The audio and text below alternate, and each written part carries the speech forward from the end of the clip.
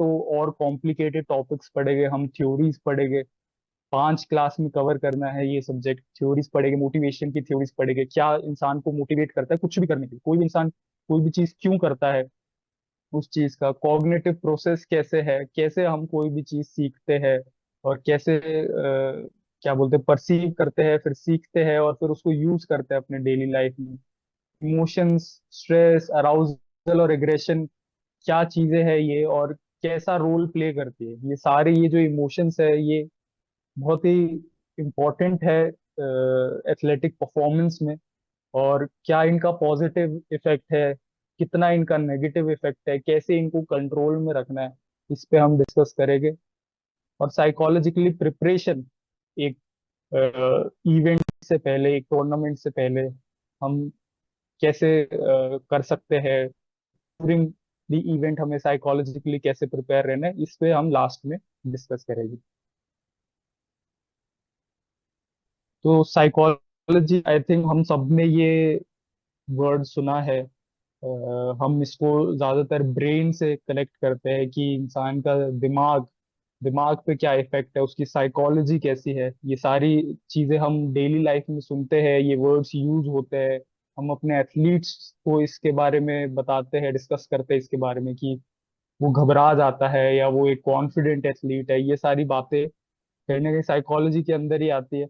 और बेसिक इसका जो डेफिनेशन है, वन लाइनर डेफिनेशन जो है, जिसपे आपको समझ में आएगा ये क्या है ये सब्जेक्ट।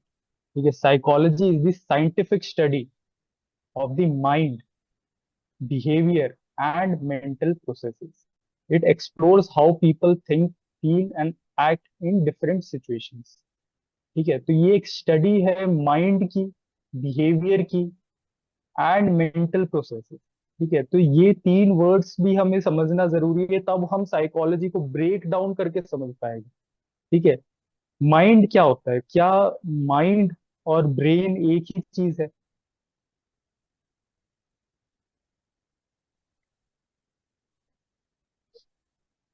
माइंड और ब्रेन दोनों अलग चीज है, हम यूज करते हैं इसको, इंटरचेंजेबली यूज करते हैं। ब्रेन हमारा एक ऑर्गन है और माइंड एक कॉन्सेप्ट है।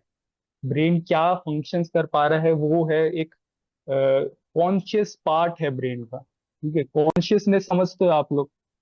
अ, इंसान अवेयर यस है सर। अपने, एक ह्यूमन बीइंग जो है वो अवेयर है अपने सराउंडिंग से, अपने आप से अवेयर है।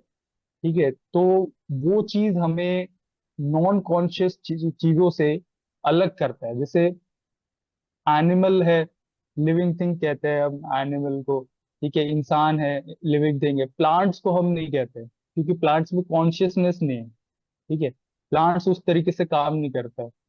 पर इंसान क्यों कॉन्शियस है, उसका मतलब क्या है, कॉन्शियस होने का मतलब क्या है? हमें पता है कि हम एग्जिस्ट करते हैं इस दुनिया में, हमारी बीइंग है, we are a human being. ठीक है, we are a living thing. और हमारे जो भी एक्शंस है उसके कॉन्सिक्वेंसेज है। ठीक है, हम लोग क्या कर रहे हैं उससे दूसरों को भी इफेक्ट पड़ रहा है। तो ये एक कॉन्शियसनेस का पार्ट है कि हम एग्जिस्ट करते हैं और हम जी रहे हैं। ठीक है, ये चीजें यूजुअली क्या मार पा रहे हैं, हाँ, ये चीजें जो मशीन्स में नहीं है। तो एआई की हम बात करते हैं, आर्टिफिशियल इंटेलिजेंस है जो कि काफी चीजों में इंसान से भी स्मार्ट हो गए। ठीक है, वो बहुत सी सारी चीजें देख के पढ़ के सीखने लग गया। तो क्या वो कॉन्शियस है? आर्टिफिशियल या कंप्यूटर आपका कॉन्शियस है?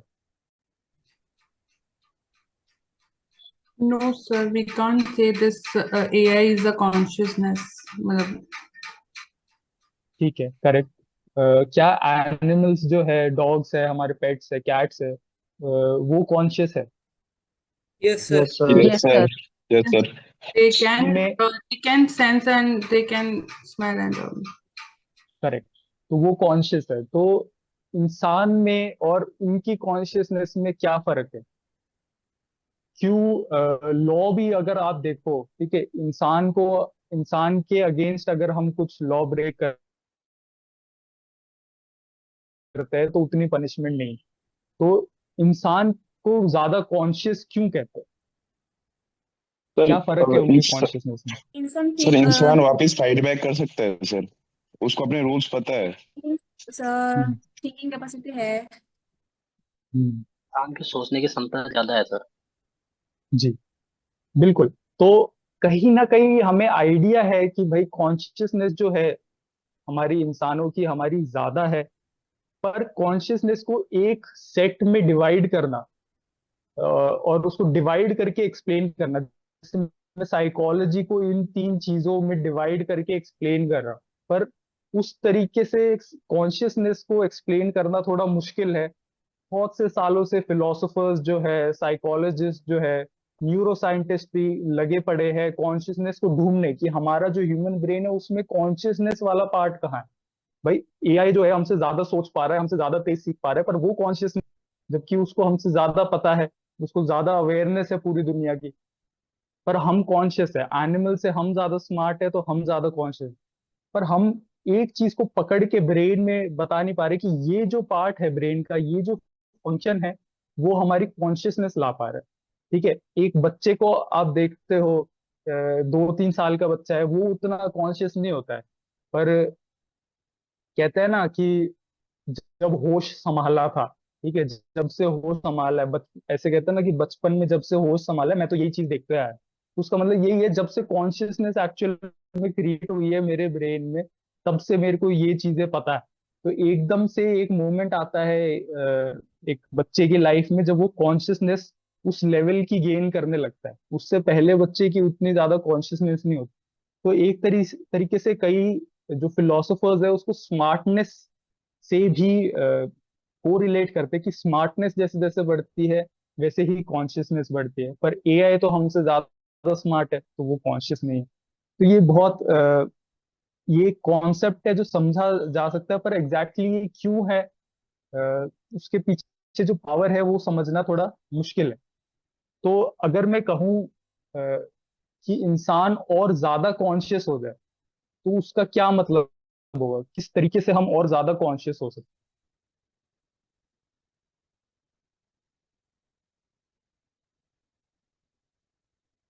क्या हम सब जितने भी लोग हैं इस क्लास में, हम सबकी कॉन्शियसनेस लेवल सेम?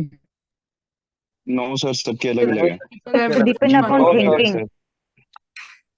बिल्कुल, हर एक अलग इंसान अलग का है सर। कुछ अलग लेवल है, उनके ब्रेन के फंक्शंस के हिसाब से वो अलग है। अगर मैं कहूँ कि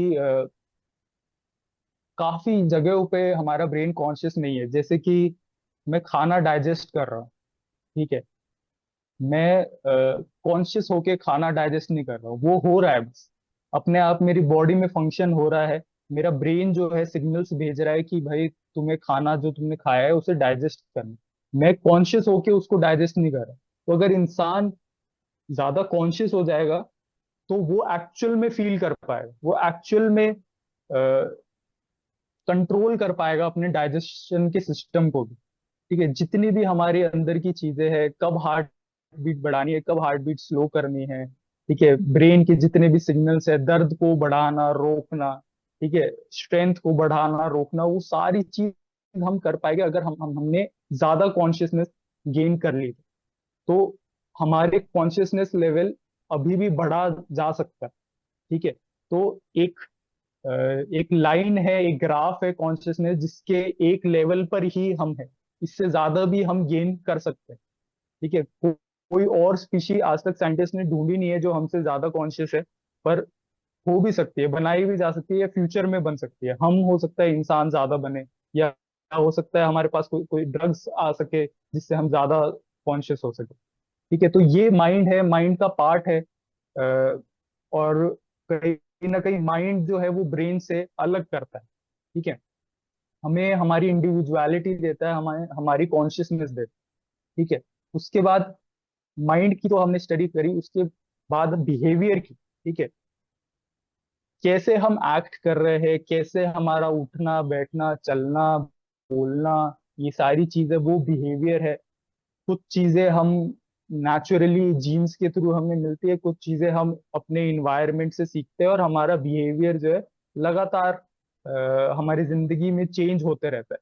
तो बिहेवियर की भी स्टडी है और साथ ही साथ मेंटल प्रोसेसेस की भी हमारी स्टडी है। तो ये तीनों चीजों को थोड़ा बेहतर समझते हैं। The mind refers to the internal world of thoughts, feelings, memories and imagination. इसके अलावा कॉन्शियसनेस, सबकॉन्शियसनेस और unconscious part of brain also. ठीक है।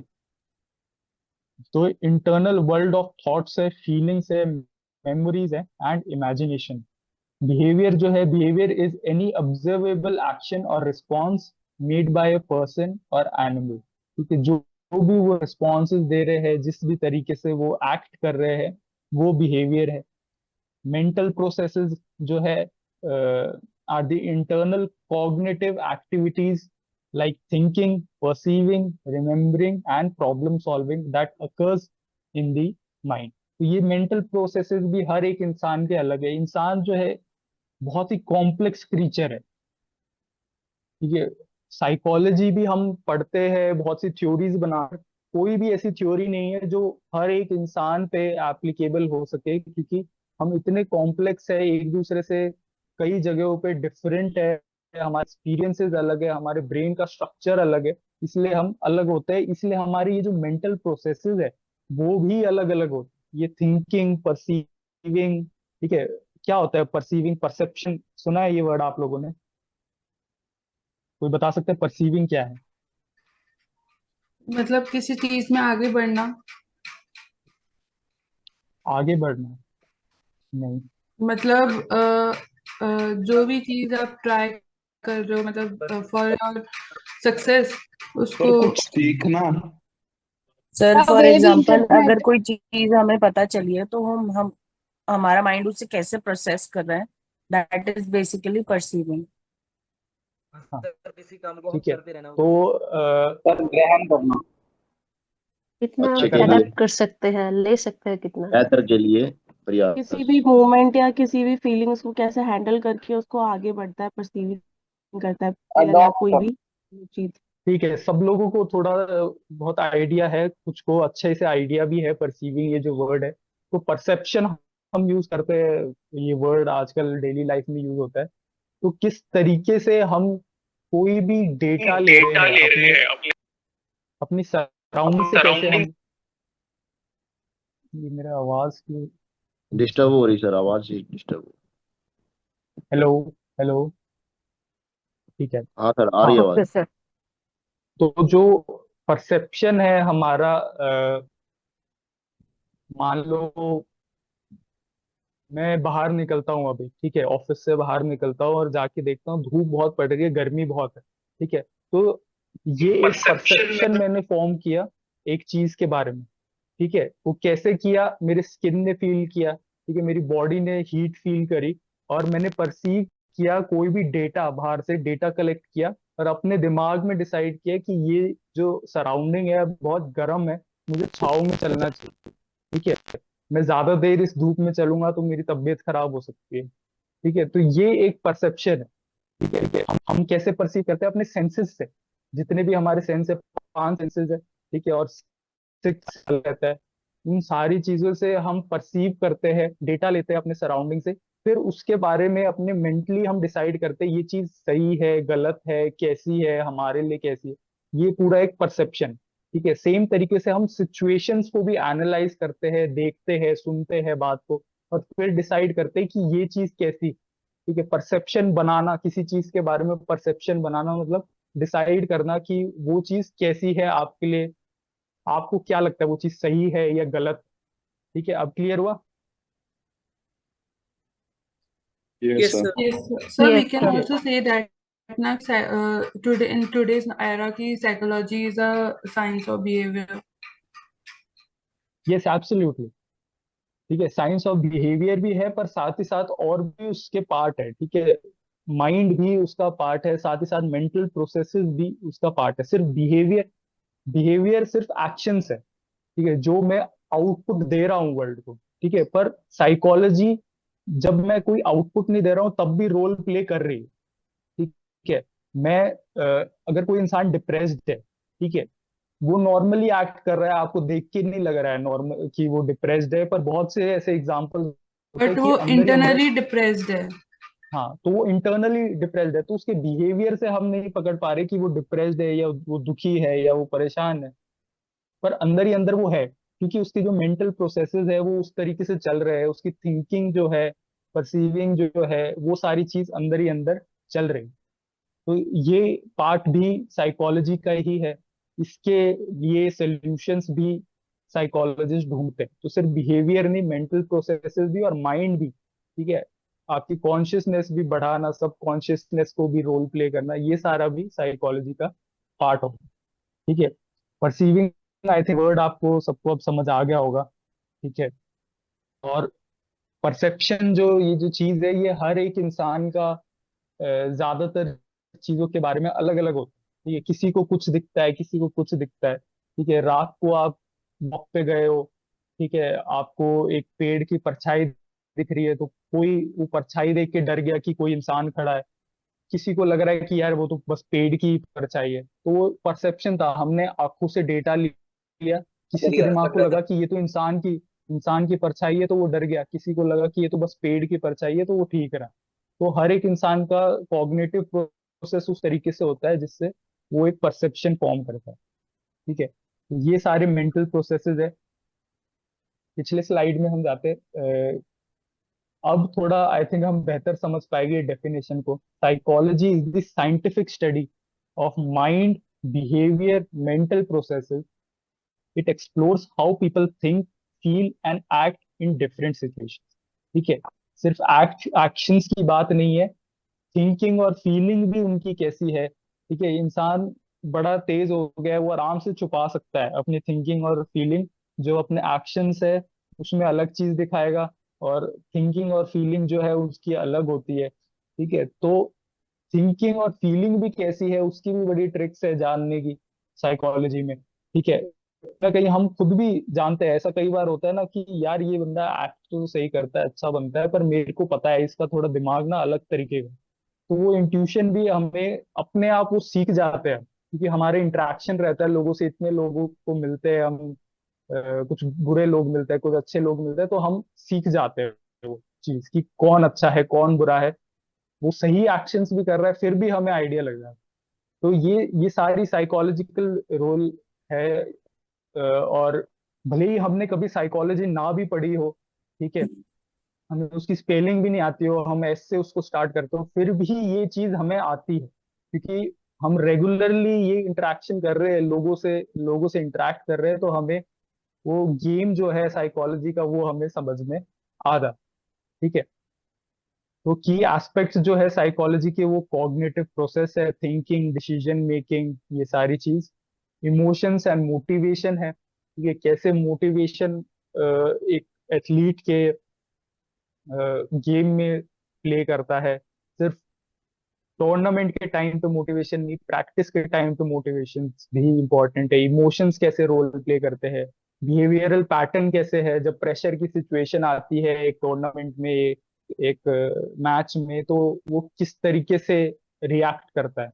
ये कुछ लोग आप लगातार देखोगे, आप बहुत सारा एक गेम को फॉलो करते हो, जैसे आप फुटबॉल फॉलो कर रहे हो, तो आप देखोगे कि कुछ प्लेयर्स है, स्ट्राइकर्स है, जो हमेशा प्रेशर की सिचुएशन में वो एक ही तरीके का वो पैटर्न उनका रहता है, ठीक है, वो नहीं उतना अच्छा अपना बेस्ट नहीं परफॉर्म कर पाते, और कुछ लोग होते हैं जो प्रेशर में ज्यादा अच्छा परफॉर्म कर पाते हैं, ठीक है। तो वो चीज भी वो एक पैटर्न है, वो सही में उनकी साइकोलॉजी है, और उनपे साइकोलॉजिस्ट फिर वर्क भी करते हैं कि किस तरीके से अपना वो बेस्ट पोटेंशियल निकाल कर आए, जो साइकोलॉजिकल फैक्टर्स है उनको अलग रखकर वो परफॉर्म कर पाए, ठीक है। और सोशल इंटरेक्शन जो है टीम गेम्स में स्पेशल, ठीक है, इंडिविजुअल गेम्स में भी प्रैक्टिस के लिए, जैसे मान लो मैं लॉन्ग डिस्टेंस रनिंग से हूँ, तो वो एक इंडिविजुअल गेम है, पर प्रैक्टिस जो है वो टीम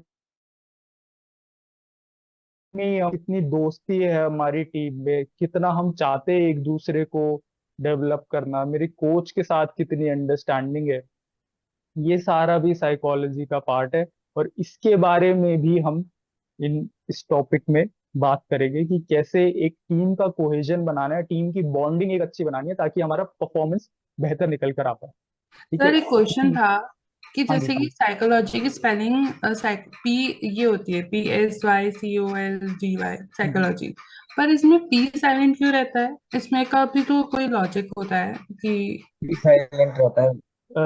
ये ना क्या बोलते हैं, फेनेटिक्स करके एक लैंग्वेज का साइंस है, ठीक है। तो उसको किस तरीके से बोलते हैं, बात करते हैं, वो इंग्लिश के कुछ रूल्स है, ठीक है। तो फेनेटिक्स उसको बोलते हैं, उसकी नॉलेज हमें गेनी पड़ेगी। तो हर एक लैंग्वेज को रूल्स बनाने पड़ते हैं, तभी वो अच्छे से सब लोग उसका यूज कर पाएंगे। तो वो कुछ रूल्स है उसका, मेरे को भी इतना एग्जैक्टली आइडिया नहीं कि भाई पी ही क्यों है, पर वो रूल्स ओके की वजह सर। से ही ऐसा है, ठीक है।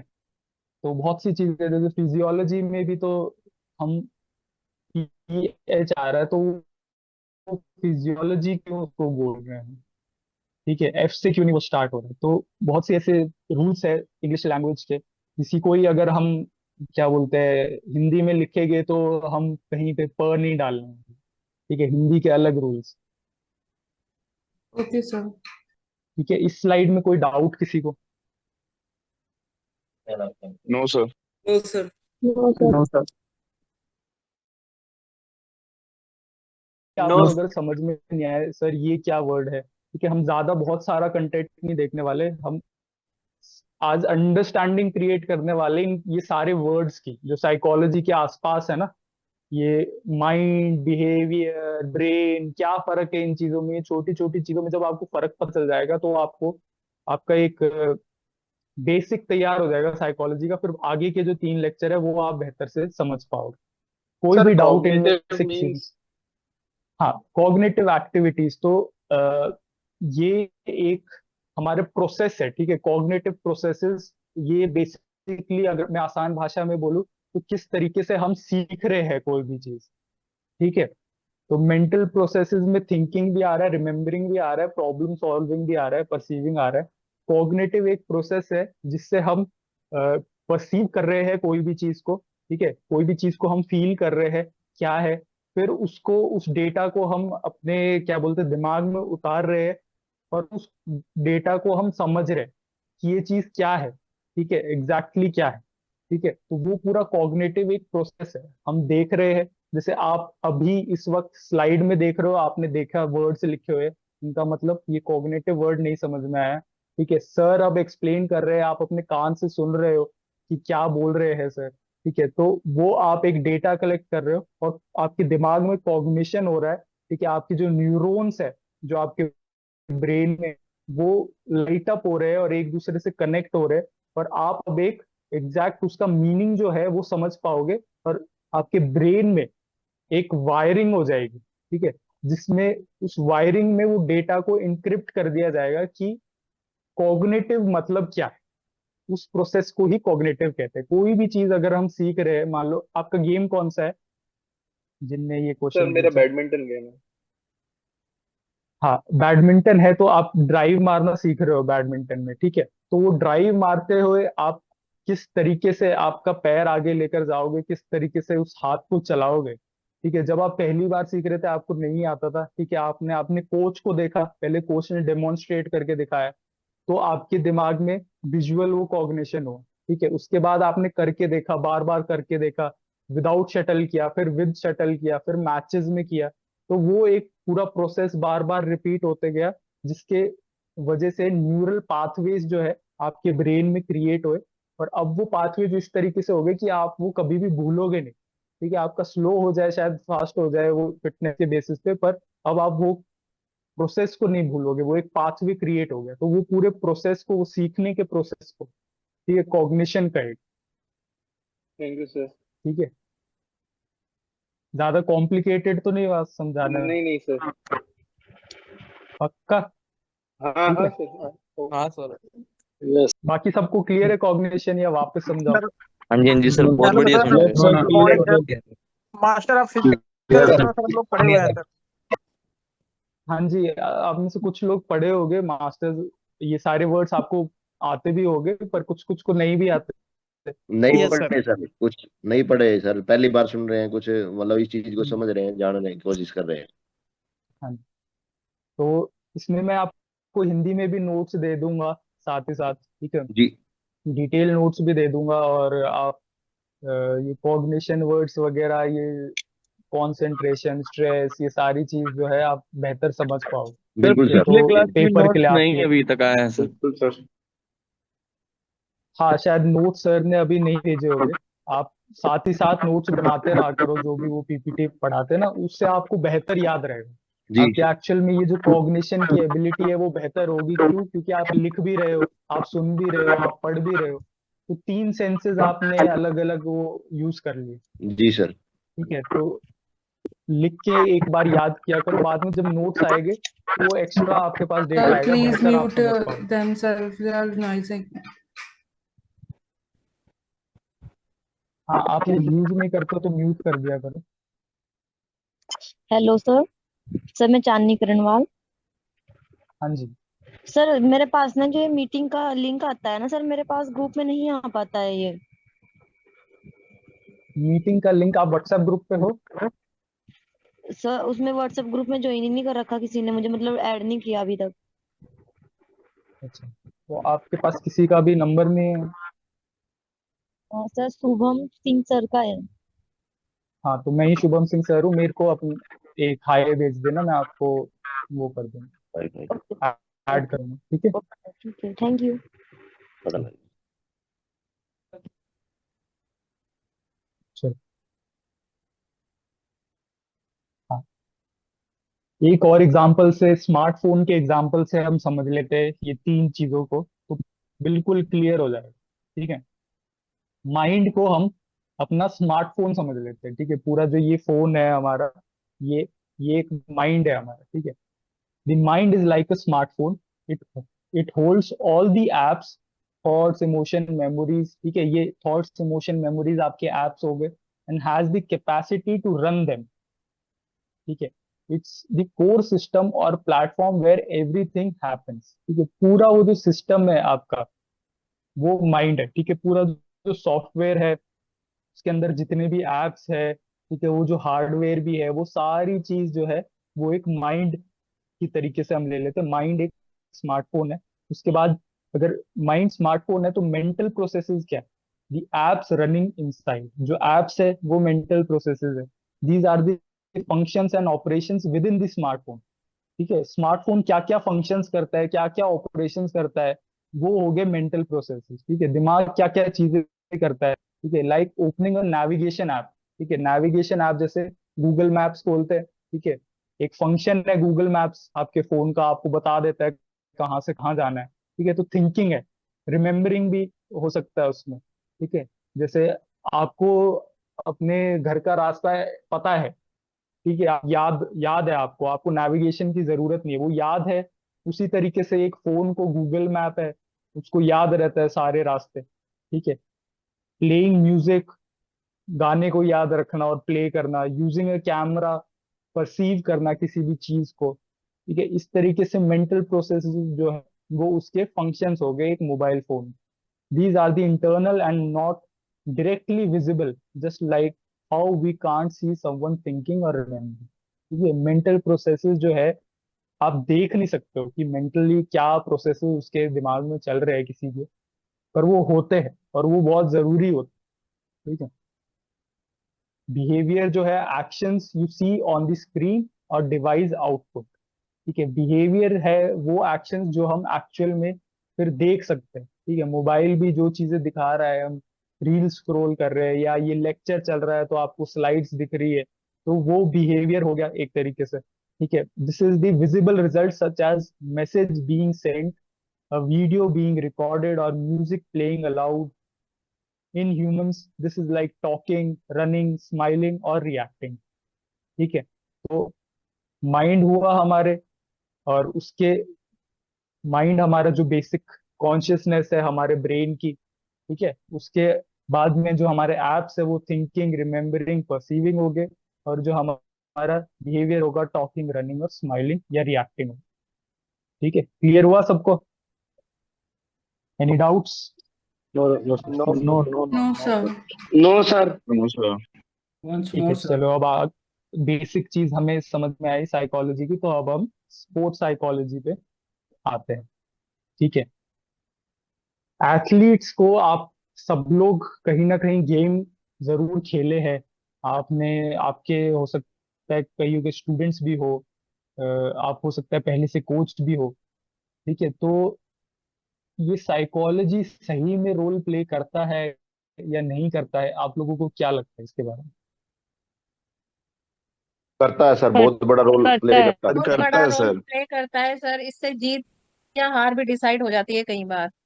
जी, तो अगली इसके टीम को, लिए अपोजिट टीम की दिमाग को समझने की कोशिश करना और उसके ही हिसाब से ही अपनी टीम को प्रिपेयर करना, अपने आप को प्रिपेयर करना। ये जी बिल्कुल, ये बहुत अच्छा पॉइंट बोला आपने कि सिर्फ मतलब खुद के बारे में नहीं, आपको दूसरे को भी समझना है, ओपोनेंट को भी बिल्कुल, समझने के लिए अपोनेंट को साइकोलॉजी भी। की अंडरस्टैंडिंग आपको क्रिएट करनी पड़ती है। ठीक है, तो बिल्कुल ये चीजें, इन चीजों के लिए हम जैसे कि मैंने क्लास में पहले भी बोला था, चाहे आपने साइकोलॉजी बिल्कुल नहीं पढ़ी हो, फिर भी इनके आइडियाज आपको है कि इंसान का जी। बिहेवियर किस तरीके से है, इंसान की सोच किस तरीके से है, क्योंकि आप भी इंसान हो और आप पूरे दिन इंसानों के साथ रहते हैं। ठीक है, जी। पर हम कैसे साइकोलॉजी को यूज करके अपनी परफॉर्मेंस को बेहतर कर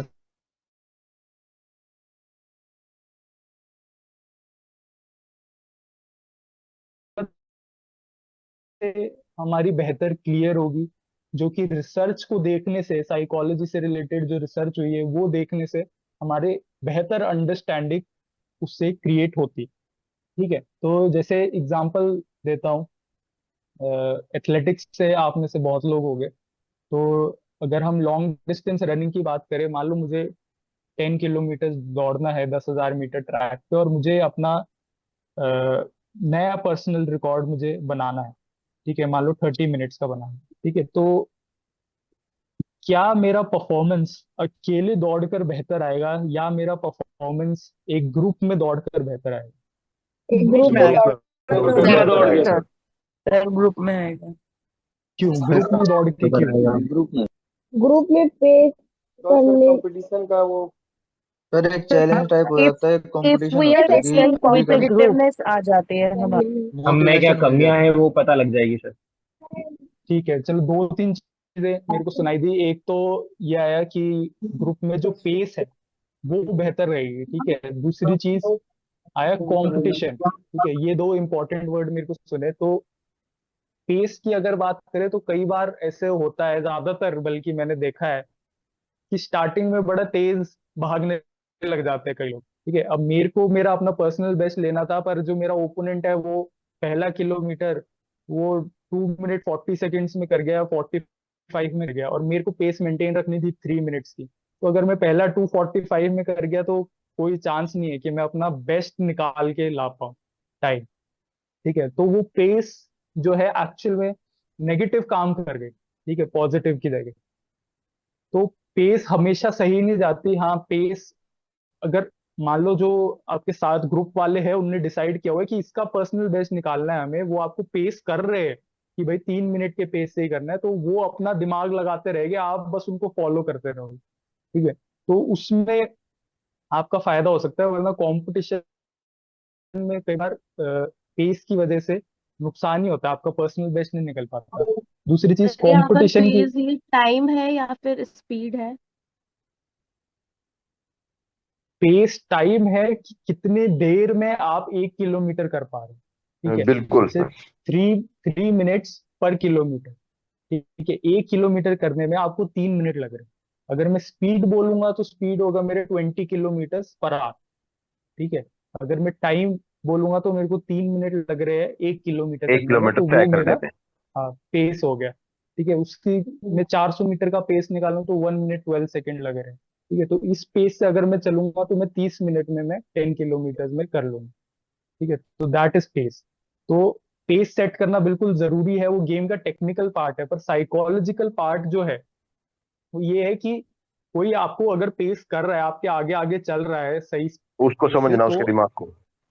हाँ, तो आपको ज्यादा दिमाग नहीं लगाना पड़ेगा इस चीज में। ठीक है, उसको फॉलो करना पड़ेगा sir. 1 second.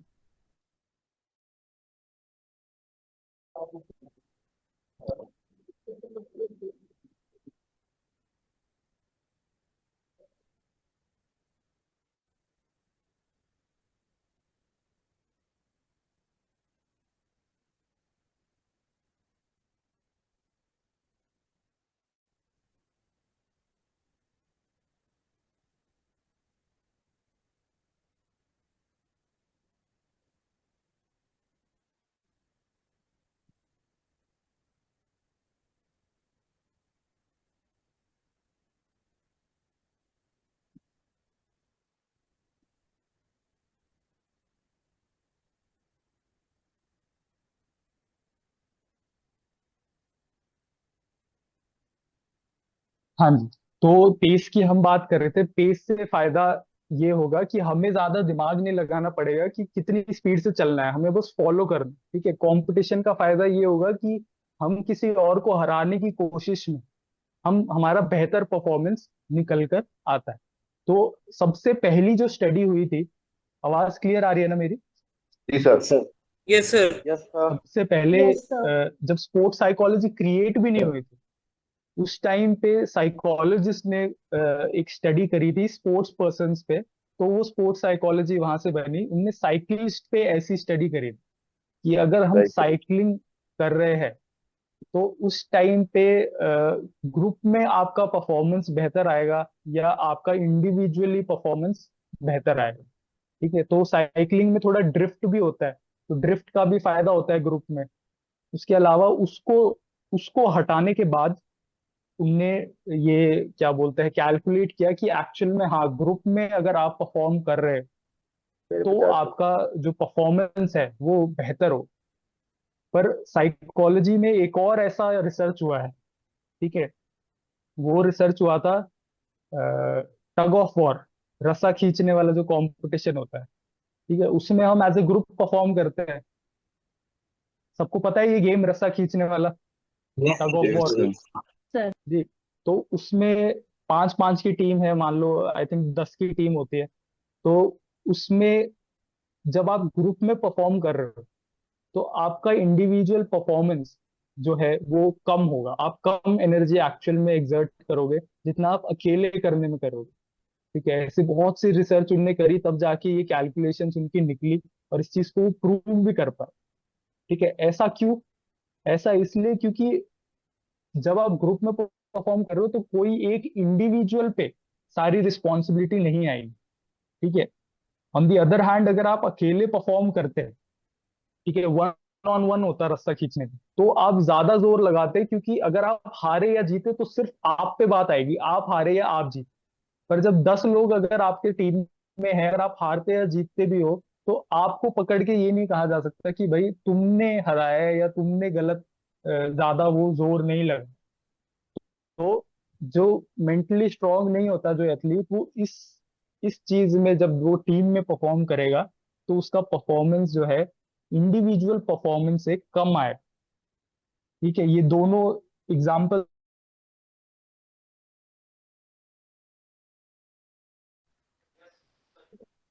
Yes sir. Repeat करना, साइकिलिंग का रिपीट करना सर एक बार। चलो मैं एक और बार रिपीट करता हूँ दोनों छोटे में।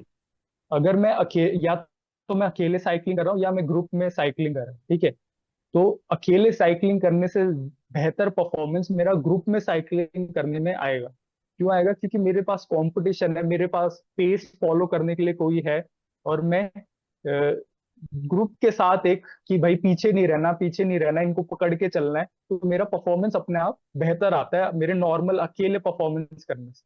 ठीक है। ऑन दी अदर हैंड जब मैं रस्सा खींचने के कंपटीशन में जाऊंगा, अगर मैं वन ऑन वन ये टग ऑफ वॉर कर रहा हूँ, ठीक है, तो मेरा परफॉर्मेंस बेहतर रहेगा। मैं जितना एक्सर्शन कर रहा हूँ मेरा एक्सर्शन ज्यादा रहेगा। ऑन दी अदर हैंड अगर मैं टीम में कर रहा हूँ तो मेरा एक्सर्शन कम रहेगा। क्यों? क्योंकि इंडिविजुअली जब मैं परफॉर्म कर रहा हूँ तो I am the only one responsible, मैं ही रिस्पॉन्सिबल हूँ अपनी जीत या हार के लिए। जब मैं एज ए टीम परफॉर्म कर रहा हूँ तो वो 10 जनों की टीम है, मेरे को कोई पिन पॉइंट करके नहीं कह सकता कि तुम्हारी वजह से हम हार गए। तो मेरा परफॉर्मेंस उसमें नॉर्मल से थोड़ा कम आएगा। तो एक एक सिचुएशन में ग्रुप में परफॉर्मेंस बेहतर आ रहा है, दूसरे सिचुएशन में ग्रुप में परफॉर्मेंस कम हो जा रहा है। अब क्लियर हुआ? स्पोर्ट्स कौन सा यस स्पोर्ट्स सर। कौन सा है सर, वो मैटर करता है उसके। क्या क्या मैटर सकते करता है? हैं स्पोर्ट्स का मतलब कौन हाँ सा स्पोर्ट्स है, ये भी मैटर करता है सर। हाँ जी, बिल्कुल। वो सिचुएशन जो है सिचुएशन। वो मैटर करने लगती है। जी जी। काफी चीजें, एग्जैक्ट जो सराउंडिंग है आपकी, एग्जैक्ट जो सिचुएशन है वो मैटर करेगी। सिर्फ एक एक या दो चीजें नहीं, टीम या इंडिविजुअल मैटर नहीं करेगा। एक्चुअल में वो सराउंडिंग्स क्या है जिसमें वो परफॉर्मेंस रिकॉर्ड हुई थी वो मैटर करेगा। ठीक है। तो इतना नीलम नीलम जी अपना प्लीज ये वॉइस बंद कर लीजिए, ऑडियो बंद कर दीजिए।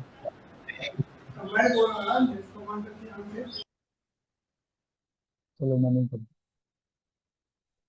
ठीक है। तो इतना ये एग्जांपल मैंने कंफ्यूज करने के लिए नहीं, ये बताने के लिए किया था कि कितना कॉम्प्लिकेटेड है और हर एक सिचुएशन पे कितना ज्यादा अलग अलग रिजल्ट्स आपके निकल कर आते हैं, ठीक है।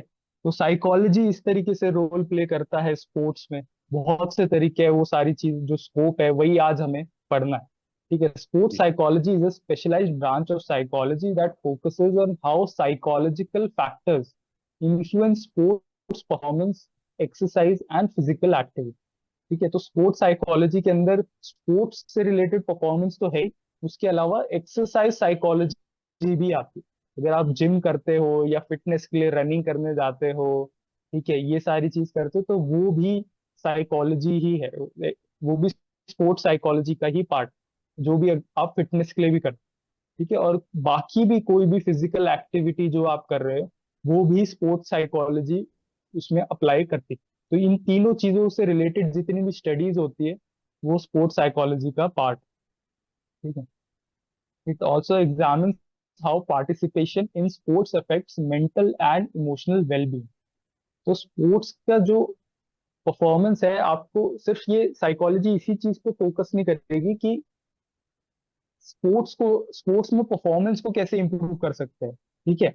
वो ये भी देखेगा कि स्पोर्ट्स खेलने से आपके मेंटल वेलबींग में क्या फायदा, ठीक है। दोनों चीजें काम करती है ना, स्पोर्ट्स खेलने से आप मेंटली स्ट्रांग भी बनते हो, ठीक है। और स्पोर्ट्स साइकोलॉजी के फैक्टर से आप अपना जो परफॉर्मेंस है, स्पोर्ट्स का परफॉर्मेंस है, वो भी आप इम्प्रूव कर सकते हो। तो दोनों तरीके की स्टडीज हमें देखने को मिलते हैं कि सही में अगर आप हफ्ते में 3 या 4 बार रनिंग पे जाओगे या स्ट्रेचिंग करोगे, तो उससे आपका जो मेंटल जो मूड है, जो आपकी थिंकिंग है, जो आपकी कॉग्निटिव एबिलिटी है, उसमें कितना फर्क पड़ेगा, ठीक है। इन चीजों की भी स्टडीज होती है, और साथ ही साथ ये भी स्टडी होती है क्या चीजें करने से आपका स्पोर्ट्स का जो परफॉर्मेंस है वो बेहतर हो सके, ठीक है। सर ये कह सकते हैं ना कि सेल्फ कॉन्सेंट्रेशन बढ़ता है उससे। बिल्कुल, कंसंट्रेशन भी बढ़ सकता है, आपकी मेंटल टफनेस बढ़ सकती है, रिजिलियंस आपकी बढ़ सकती है, ठीक है। हार हार सहने की क्षमता आपकी बढ़ सकती है। ये सारी चीजें एक एथलीट जो है वो और बिल्कुल अपोजिट टीम को डिस्प्ले समझने करता है। की क्षमता भी थोड़ी बहुत अच्छी हो सकती है। हाँ बिल्कुल, अपने इंसान को बेहतर भी समझ पाता है, जो टीम गेम में जो खेलता है वो जी जी। अपने साथियों को बेहतर समझ पाता है, ओपोनेंट्स को भी वो बेहतर, उसके बेहतर इंट्यूशंस बेहतर हो पाते के हैं। दिमाग को बेहतर से समझ सकता है क्या प्रक्रिया वो तो हो। बिल्कुल कोऑर्डिनेशन हो जाता है ना सर टीम के साथ, टीम गेम में तो। बिल्कुल। तो बहुत क्या बोलते हैं, मिसपरसेप्शन रहता है एथलीट्स को लेके कि एथलीट्स उतने दिमाग से वो नहीं है, तेज नहीं है या ये नहीं है। पर जितना ज्यादा दिमाग एथलीट्स को लगाना पड़ता है, शायद ही कोई पढ़ने लिखने वाला कभी लगा पाएगा, ठीक है। आप बिल्कुल सर बैठ के बिल्कुल। मैथ्स के सम सॉल्व कर रहे हो, ठीक है, आपका दिमाग लग रहा है, पर जब आप सही में दौड़ने जाओगे 10 किलोमीटर या इनफैक्ट मैराथन दौड़ोगे, 42 किलोमीटर दौड़ोगे, तो वो जो 1 घंटा 2 घंटा लास्ट में जो आपको अपने आप को पुश करना पड़ेगा, जितनी मेंटल बिल्कुल एबिलिटी उसमें लगती है, वो अलग ही लेवल की है, ठीक है। जी स्ट्रैटेजाइज जब बिल्कुल। आपको करना है, फुटबॉल में स्ट्रैटेजाइज करना है, क्रिकेट में करना है, जी बैडमिंटन जी में, टेनिस में जब आप कुछ पॉइंट्स के पीछे हो, फिर आपको ओवरटेक करना है, हार नहीं माननी है, बिल्कुल। ये ये चीजें पढ़ाई इतनी आसानी से वो सिखा नहीं पाती। तो वो पूरी सेकंड के 10वें हिस्से में कैसे रिएक्शन करना है, बिल्कुल सेकंड का 10वां हिस्सा मेंटल टफनेस मिलता है देखा जिस जाता है सर उस टाइम पे। मेंटल बिल्कुल बिल्कुल, टफनेस प्रेशर क्या होता है कैसे, वो देखा जाता अमित जी क्या कह रहे हो आप? है। सर मेंटल टफनेस देखा देखा जाता है उस टाइम पे। हाँ, मेंटल टफनेस भी बिल्कुल पार्ट है वो उसका, ठीक है। ऐसा नहीं, जो पढ़ने लिखने वाले वो भी मेंटल टफनेस दिखाते हैं, जो पर वो भी एक तरीके से एक खेल ही खेल रहे हैं, ठीक है। कॉम्पिटिटिव एग्जाम्स हम जैसे कहते हैं कॉम्पिटिटिव, तो वो कॉम्पिटिशन साइकोलॉजी आ गई ना, उसमें कॉम्पिटिशन जहां पर आ गया, वो एक तरीके से वो खेल ही है उनकी, ठीक है। जी तो मैं भी जैसे, मैं तो खेलता था, फिर जब मैंने ये पढ़ाई लिखाई के इसमें आया, तो मैंने पढ़ाई लिखाई वाली वो खेलने वाली चीजें ही पढ़ाई लिखाई में भी उतारी, कि रेपिटेशन वर्क उतारा, ठीक है। तो मैं एथलेटिक्स से था मेनली, तो 400 मीटर की रेपिटेशन जो है मेरी फेवरेट होती थी। फोर लॉन्ग डिस्टेंस रनिंग था, तो 400 × 10 टाइम्स। ठीक है, तो वो 400 मीटर दौड़ना है, 1 मिनट वेट करना है, फिर 400 मीटर दौड़ना है, फिर 1 मिनट वेट करना है। तो उसमें कितना अपने आप को, लास्ट के जो 3 रेप्स होते थे, पूरी बॉडी आपकी दर्द कर रही है, आपको हेडेक तक होने लग जाता था ऑक्सीजन की कमी से, तब भी आप अपने आप को पुश कर रहे हो और वो पेस को मेंटेन कर रहे हो। उस वो चीज जो है आप एक्चुअल में अपनी लाइफ में भी उतार सकते हो, अपनी पढ़ाई में भी उतार सकते हो। तो उसी तरीके से रेपिटेशन मैंने बनाया कि भाई पढ़ूंगा मैं 25 मिनट्स पढ़ूंगा, मैं 5 मिनट्स ब्रेक लूंगा, फिर मैं 25 मिनट्स पढ़ूंगा, 5 मिनट्स। इसी तरीके से मैं 6 रेपिटेशंस करूंगा आज लंच से पहले। तो इसी तरीके से ही मैंने उसको खेल बना लिया, टाइम नोट किया मैंने, और खेल की तरीके से पढ़ाई कर ली। तो सही में जब एक स्पोर्ट्स पर्सन खेल खेल से सीखी हुई चीजें उतारेगा अपनी लाइफ में, तो वो बाकी नॉर्मल जो लोग हैं उनसे बेहतर करेगा, क्योंकि उसने पूरी बॉडी अपनी, दिमाग के साथ पूरी बॉडी अपनी झोंक दी है एक काम करने में। जी सर। ठीक है, तो ये साइकोलॉजी जो है इस तरीके से इफेक्ट हमारे उस पर पड़ता है। इतना प्रेशर हैंडल करना, इतने टाइम तक अ, बिना किसी प्राइज के, बिना किसी, जो चीज आप हासिल करना चाहते थे वो बहुत दूर है आपसे, फिर भी आप लगे रहे, लगे रहे हो, तो वो एक सीखने वाली चीज है। पढ़ाई अगर आप 1-2 साल उतनी मेहनत से करोगे तो आपकी अच्छी खासी जॉब लग जाएगी, पर एक खेल में तो 2 साल तो आपको गेम को समझने में ही लगते हैं, उसके बाद तो आपकी एक्चुअल में कॉम्पिटिटिवनेस स्टार्ट होती है, तो आपको बिल्कुल 8 साल 10 साल लग जाते हैं एक्चुअल में उस लेवल पे अच्छा करने की। बिल्कुल सर। तो वो चीजें एक्चुअल में, वो डिसिप्लिन मेंटेन रखना, वो पेशेंस रखना, वो साइकोलॉजी का पार्ट है। और कितने लोग, आप सब लोग जानते हो कि कितने लोग छोड़ देते हैं, ठीक है, बिल्कुल गेम सर। को छोड़ देते हैं वो बीच में ही। वो नहीं कर पाते क्योंकि बार बार हार देखना इतना आसान नहीं होता। बिल्कुल तो बिल्कुल वो सहन नहीं कर पाते। बिल्कुल, स्पेशली जो यंग एथलीट्स होते हैं उनको पता नहीं है, उनकी बॉडी डेवलप हो रही है, वो पूरी तरीके से इवॉल्व नहीं है, उनको पता नहीं है कि उनकी बॉडी एक्चुअल में क्या करने की केपेबल है। वो बस ये देखते हैं कि मेरे को यार 3-4 साल हो गए रिजल्ट नहीं आया, पर एक्चुअल में उस टाइम पे बिल्कुल उनकी बॉडी बहुत डेवलप हो रही है धीरे धीरे।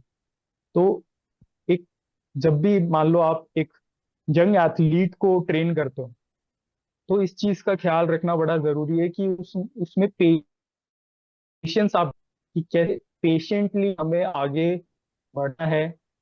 अभी परफॉर्मेंस नहीं आ रही, पर सही में जब आपकी बॉडी डेवलप होगी तो आपकी परफॉर्मेंस आएगी। तो वो पेशेंस मेंटेन रखना एक यंग एथलीट में एक बहुत चैलेंजेबल काम है एक कोच के लिए। और उस चीज पे जितना ज्यादा आप फोकस कर सको उतना अच्छा रहे। बार बार आप उनको बताओ कि इस तरीके से आप बॉडी के फंक्शंस है वो धीरे धीरे डेवलप होती है। अभी आपकी हाइट बढ़ रही है, आपका वेट बढ़ रहा है, तो आपका कोऑर्डिनेशन उतना अच्छा नहीं है, पर जैसे जैसे आप आगे जाते जाओगे, एक स्ट्रक्चर बनेगा बॉडी का, तो आपका कोऑर्डिनेशन भी बेहतर होगा। तो उस हिसाब से आप आगे निकल सकते हो। ठीक है, स्पेशली इंडिया में मैंने तो मेरे खुद के एक्सपीरियंस से बता रहा हूँ, बहुत से एज कम कराए हुए एथलीट्स होते हैं, तो एक 14 साल के लड़के में, एक 16-17 साल के लड़के में काफी फर्क हो जाता है। ठीक है, एक 26 साल के और 28 साल के इंसान में फर्क नहीं होता, और 14 और 16 साल के उसमें काफी, बॉडी में काफी फर्क होता है। ठीक है, स्टेबिलिटी ज्यादा हो जाती है। तो उनको इस चीज के थ्रू निकालना और सीनियर लेवल तक लाना एक अपने आप में अचीवमेंट है, और एक बहुत ही जरूरी रोल है एक कोच का। इसलिए हम साइकोलॉजी को इतना इम्पोर्टेंस दे रहे हैं। तो ये चीज आपके दिमाग में बैठी रहनी चाहिए कि हाँ भाई, यंग एथलीट को जब ट्रेन करना है तो उसमें पेशेंस जरूर डालना है। बिल्कुल ठीक है, Excuse me, sir. Good morning. Good morning. Sir, how sports psychology helps us to injury prevention? Injury prevention, बिल्कुल, आई थिंक मैं इसी चीज पे आ रहा था। अगला पॉइंट जो है मैं बिल्कुल अभी वही एक्सप्लेन Okay. करता हूँ। ठीक है, तो ये सारे पॉइंट्स हमने पढ़े। उसके बाद एनहांसिंग परफॉर्मेंस, ठीक है, इन चीजों में हेल्प कर रही है psychology. Managing stress and anxiety, ठीक है, स्ट्रेस और एंजाइटी भी काफी इंटरेस्टिंग पार्ट है। हमें यूजुअली लगता है, मैं आप लोगों से पूछूंगा तो 90% लोग कहोगे कि स्ट्रेस और एंजाइटी तो बुरी चीज है सर। पर वो कहीं ना कहीं स्ट्रेस और एंजाइटी ही है जो हमें परफॉर्म करने में हेल्प करती है। ठीक है, बिना स्ट्रेस के हम उतना परफॉर्म नहीं करें। ठीक है, हम अपना बेस्ट परफॉर्मेंस नहीं देंगे बिना स्ट्रेस। ठीक है, बॉडी पे भी जो स्ट्रेस आता है, साथ ही साथ जो मेंटल स्ट्रेस भी है, वो चीजें एक लेवल तक हमें हेल्प करती है। बहुत ज्यादा जब हो जाता है तो वो परफॉर्मेंस डिटियोरेट होने लग जाती है। पर एक लेवल तक ये चीजें, एंजाइटी और स्ट्रेस भी अच्छी है। तभी इसमें लिखा हुआ है मैनेजिंग स्ट्रेस एंड एंजाइटी। ठीक है, अगर स्ट्रेस और एंजाइटी बुरी होती तो इसमें लिखा होता है इराडिकेटिंग, कि मतलब हटाना स्ट्रेस और एंजाइटी। स्ट्रेस और एंजाइटी को हमें मैनेज करना है कि एक लेवल तक ही हमारी स्ट्रेस और एंजाइटी बढ़े। आगे टॉपिक है स्ट्रेस और एंजाइटी का, पूरी एक क्लास है, उसमें अच्छे से हम पढ़ेंगे। Building confidence and motivation. ठीक है, और improving team cohesion and communication, ये भी इंपॉर्टेंट पार्ट्स है टीम गेम्स। ठीक है, चलो आगे ये इन बढ़ते पे हैं। सभी पे चर्चा। Sir excuse me sir. हाँ जी सर, इस पे सभी पे चर्चा, जो जो सर ये इसमें पॉइंट लास्ट वाला जो पॉइंट है, लास्ट वाला जो पॉइंट है इम्प्रूविंग टीम कोहेजन, मतलब इसका मीन्स क्या है? कोहेजन एंड कम्युनिकेशन तो मुझे समझ आ गया। टीम कोहेजन मतलब एकता। ठीक है, एक तो हाँ, एकता बढ़ाना, एक टीम में एकता, कि एकजुट होकर वो खेले। उठता। ठीक है, वो cohesion. Okay sir, thank you sir. Team work को अच्छा जी, किसी को और किसी को डाउट है इस स्लाइड पे से? No sir.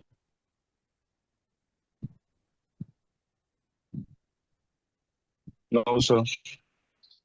जी, वो आप लोगों ने टीम कोहेजन का अच्छा एग्जांपल है, चक दे इंडिया देखी है? यस जी सर। जी। सर देखिए। तो वो वही बेस्ट एग्जांपल है कि मैं पंजाब से हूँ, मैं वेस्ट बंगाल से हूँ, मैं यहाँ से हूँ, वहां से। जी पर सर। वो क्या चाहता था, कबीर खान चाहता था कि वो इंडिया से हो, सिर्फ कल ही एक देखिए। टीम चाहिए। जी कल ही देखिए। हाँ, तो एक टीम बननी है, मेरे मेरे को बस एक टीम चाहिए, मुझे स्टेट्स के नाम नहीं सुनाई देते, मुझे सिर्फ इंडिया का नाम सुनाई दे। फिर वो एक बहुत ही अच्छी ट्रिक भी फॉलो करते हैं कि ये सारी चीज बताना बोलना ठीक है, वो बहुत देर लग जाती है बताने बोलने से, पर एक्चुअल में उनने एक्शन क्या किया होता है। जिनने कल देखी है, बता सकते हो आप क्या उनने ऐसा एक्शन किया कि उनमें टीम कोहेजन बढ़ वो गया, फाइट एकता करते बढ़ एक गई? दूसरे के लिए जब वो छेड़ता है आउट। लड़के को। पहले आउट हाँ कर देते एक हैं, उसके बाद फिर मतलब कि उनको लास्ट मौका देते हैं कि कैसे उन्होंने टीम एक परफॉर्म कर सकते रेड हैं, वाला जो बेटर एक्शन कर हुआ सकते था। हैं। सर कैफे वाला सर जो रेस्टोरेंट के अंदर जो फाइट हुई थी, उनके ऊपर जो अटैक किया गया था, फिर पूरी टीम यूनिटी के साथ आ गई थी उनको प्रोटेक्ट करने के लिए। और उनकी मेंटल स्ट्रेंथ को देखा जाता है और उनका टीम वर्क एक साथ एकजुट होने का। First of internal all, external first of all, he has done it in a different kind of psychological movement that से ही वो mentality जीते। at first he has changed.